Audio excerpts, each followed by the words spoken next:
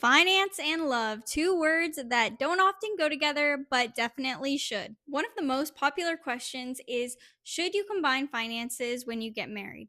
Now, this is a very personal question, and everyone has their own way of looking at this and patterns that they've seen in their own lives, like what their parents have done, what their friends are doing. So, this kind of question can be very personal, but I just wanted to share some options with this topic and different things that you can do. Now, there has been a couple studies that do show that it is better financially to combine finances after you get married. Now, I personally agree with this strategy just because when you get married, you are becoming a team together, and I think a large part of that is your finances. Now, of course, there are tons of different situations and at different ages that people can get married. So, for my sake, I got married at 27. We both did not have very much to our names, so it was fine to combine finances, and there were no like special underlying aspects that we needed to worry about. Also, for us combining everything, it just helps us track all of our expenses, and it makes things a lot simpler for us. I know it's possible, but I couldn't imagine tracking expenses when there's like three different checking accounts. I just think that that would be way too much. So I'm really happy with the simplicity that we have with just one checking account. Something I will say though, when it comes to credit cards, just so you both maintain good credit, I do think it's important that you each have your own credit card. This just ensures that you are still building credit. Now, you can prioritize using one person's credit card.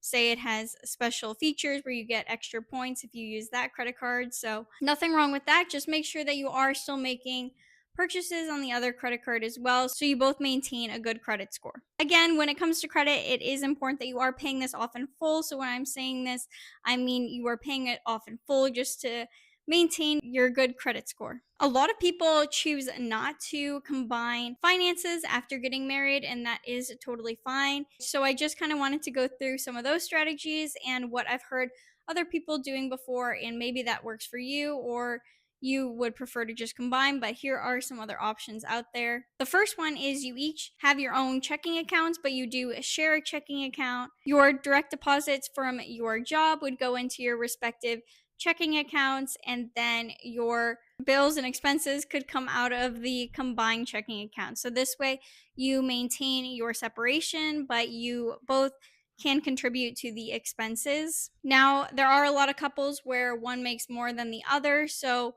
sometimes people do percentages, like say this person makes way more than the other, so they do 70% of the expenses and then the other person does 30%. So people work it out like that, as well as just dividing down the middle. So no matter what each person makes, if there was a bill for $1,000, then you each would put 500 in. So that is a way of kind of balancing it out and maintaining your own checking accounts. You could also do it the opposite, where your direct deposits go into your shared accounts and then you each take out an allowance for your own spending to put towards your respective checking accounts. This way, each person kind of just has their own money that they can spend as they wish, and then shared expenses would come out of that shared account as well. Another option would be just to have two checking accounts, one for each of you, and certain bills go to specific people and their respective checking accounts. So that is another option that you could have. And then you could say if this person makes a lot more, maybe they take the bigger bills, and then the person that makes less takes the smaller bills. You could balance something like that.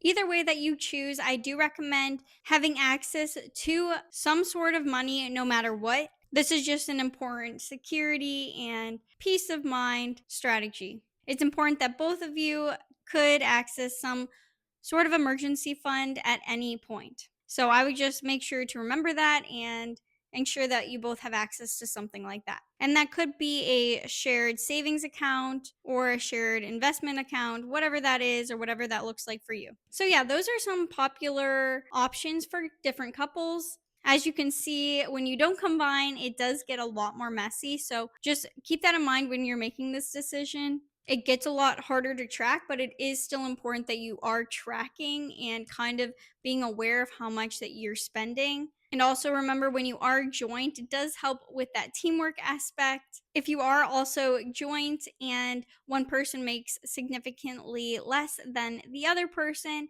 then you can look into something like a spousal RRSP to help balance out taxation in retirement. So I do have another video on that if you want to check that out, but that is something also good to keep in mind if you're looking ahead at that type of thing. Okay, that's pretty much all I have for you today. Thanks for watching, and I'll see you next time. Bye.